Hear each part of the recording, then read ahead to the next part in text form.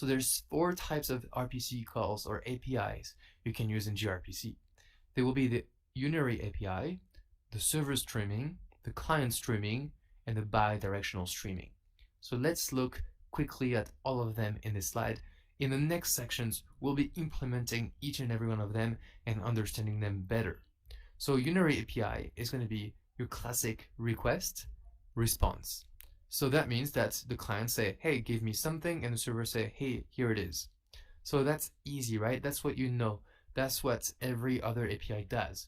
You send something and you receive something. Easy, right? Now we have server streaming, and that capability and any streaming capability is enabled through HTTP2 that we just saw in the past lecture. So the client will talk to the server and say, hey, give me something. And the server says, okay, here's 1, here's 2, here's 3, here's 4. And all these messages can be sent a second apart maybe. So as the server gets new data for the client, it will just send it as it receives it. But the client will have made only one request and will receive a stream of responses from the client.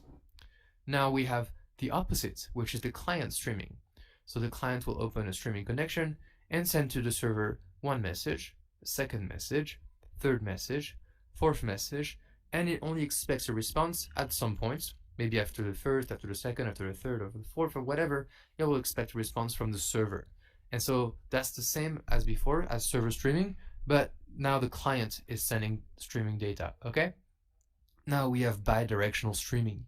And bidirectional streaming is the client sending one message, two message, maybe the server responding with one, maybe the client sending another one, and so on. So you may have this asynchronicity between the server and the client. The client can send as many messages as possible, maybe jobs and work to do, and when the server is done with the work, it will respond.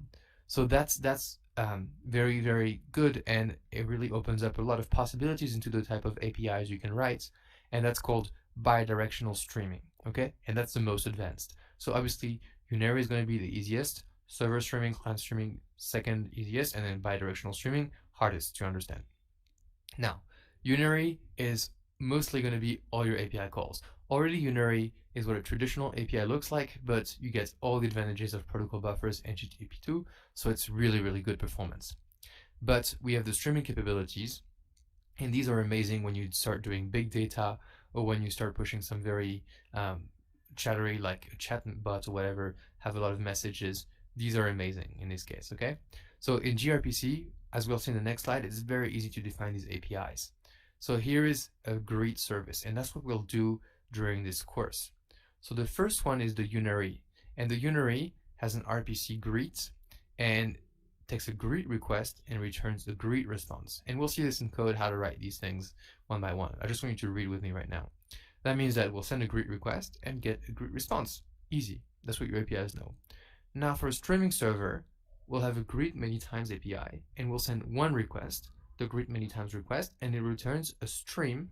So as you can see now, this stream keyword really is important. It will return a stream of greet many times response.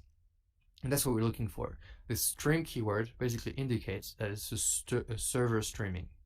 Now for streaming clients, for long greet, the stream keyword will be on the client side, on the request side. And as you can see, the response does not have greet. Now if we do bidirectional streaming, we have stream and stream in both places. So that's how easy it is to define a unary streaming server, streaming client, or bidirectional streaming API just using the word stream. The implementation itself will be a bit more complicated, but in the protocol buffers, it's extremely simple to define the contract. So hope that makes sense to understand how gRPC has different types of APIs. The hands-on lectures over the next sections will go into implementing each and every one of them, plus exercises, so you'll be in good hands. But I wanted to give you a high-level overview over how gRPC works and what it defined. Okay? I'll see you in the next lecture.